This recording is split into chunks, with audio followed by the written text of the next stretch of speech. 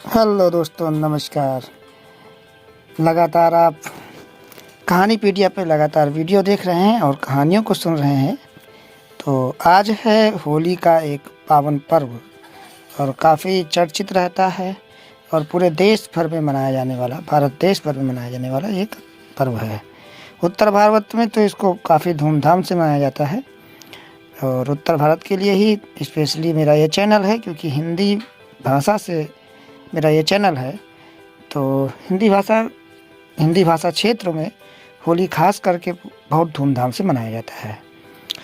तो आज हम लेकर के आए हैं होली से जुड़ी हुई कुछ कहानियाँ।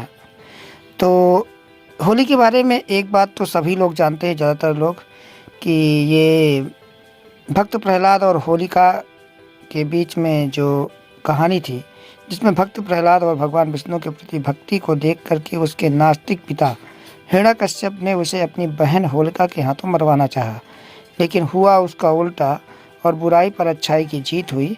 होलिका जलकर राख हो गई और भक्त प्रहलाद का बाल विवाह का ना हो सका।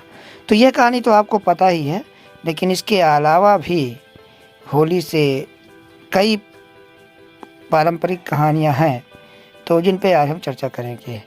तो पहली कहानी यह है राधा कृष्ण की। तो हमारे देश के ब्रज क्षेत्र यानी मथुरा, वृंदावन, गोकुल, बरसाना और नंदगांव में आराध्य देवता भगवान कृष्ण और राधा की प्रेम कहानी को भी होली से जोड़कर देखा जाता है। बसंत ऋतु में रंग खेलना भगवान कृष्ण की लीलाओं में से एक माना गया है।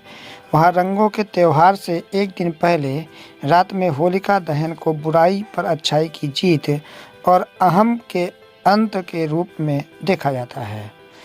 तो इस तरह से एक पौराणिक कथा यह भी मिलती है कि राधा कृष्ण के बीच में जो एक लीलाएं हैं, उनमें से ये रंग खेलना और होलिका का दहन का अहम के अंत के रूप में इसको मनाया जाता है। दूसरी कहानी शिव पार्वती और कामदेव के लिए भी जानी जाती है। पुराणों में यह बात का वर्णन मिलता है कि देवी पार्वती भगवान शिव से विवाह करना चाहती थी, परंतु भगवान शिव इस बात से अनजान अपनी तपस्या में लीन थे। ऐसे में कामदेव ने पार्वती की मदद करने की मंशा से शिव की तपस्या भंग कर दी। क्रोध में आकर शिव जी ने कामदेव को भस्म कर दिया। फिर जब शिव ने पार्वती को देखा तो उन्हें अपनी पत्नी के रूप में स्वीकार कर लिया। मगर पति की मौत से दुखी कामदेव की पत्नी रति ने भगवान शिव से प्रार्थना करने पर प्रभु उन्हें जीवित कर दिया। तब से रंगों का त्यौहार मनाया जाने लगा। तो इस तरह से ये एक कहानी शिव पार्वती और कामदेव के पर भी है। तीसरी कहानी आपको मिलती है कंस और पूतना की कहानी। तो वो भी भगवान कृष्ण से जुड़ी हुई है। तो उसमें क्या है, माता देवकी की कोख से भगवान कृष्ण ने जन्म लेने के बाद आकाशवाणी हुई थी कि कंस का अंत कृष्ण के हाथों ही होगा। उसके बाद से कंस कृष्ण को मरवाने के लिए हर वक्त कोई ना कोई चाल ही चलता था। इसी क्रम में उसने राक्षसी पूतना से मदद ली। पूतना ने जब सुंदरी वेश का धारण करके बेटे कन्हैया पर विषैला स्तनपान कराने का प्रयास किया तो कृष्ण उनकी सच्चाई को समझ गए और उसका वध कर दिया। उस दिन फाल्गुन पूर्णिमा थी। तब से पूतना के वध की खुशी में होली मनाई जाने लगी और धूमधाम से त्यौहार मनाया जाने लगा। एक और पौराणिक कथा इस पर जुड़ती है, राक्षसी ढूंढी और होली पर हल्ला मचाने की परंपरा। ये कहानी आपको शायद ही पता होगी, क्योंकि इस कहानी से ही हल्ला मचाने का होली पे परंपरा आया। आखिर क्यों हल्ला मचाया जाता है, तो देखते हैं। ऐसी लोक कथा है कि भगवान राम के पूर्वज महाराज रघु के समय में ढूंढी नाम की एक राक्षसी थी। वह बच्चों की हत्या करके खा जाती थी। उसे वरदान प्राप्त था कि उसे कोई देवता, मानव, अस्त्र शस्त्र, ना ही सर्दी, गर्मी, बरसात मार सकती है।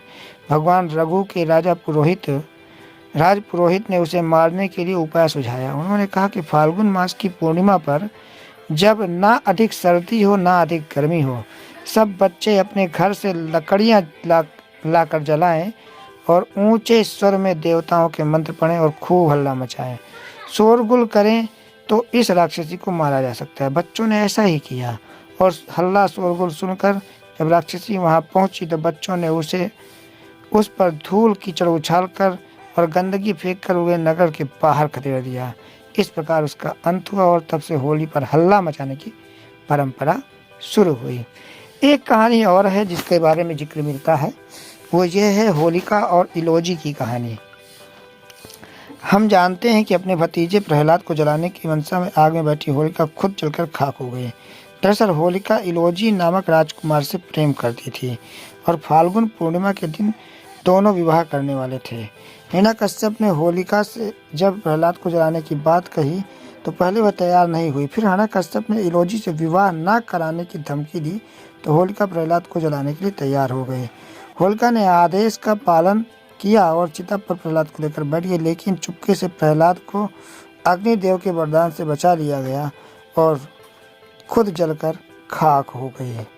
तो इस तरह से ये भी एक जानने को मिलता है कि हिरण्यकश्यप जानबूझ करके होलिका को जलाना चाहते थे। तो इस तरह से आपने देखा कि होली से कई सारी पारंपरिक कहानियाँ जुड़ी हुई हैं और इस तरह से आपने देखा कि इन सब कहानियों से भी बहुत सारी चीज़ें सीखने को मिलती हैं।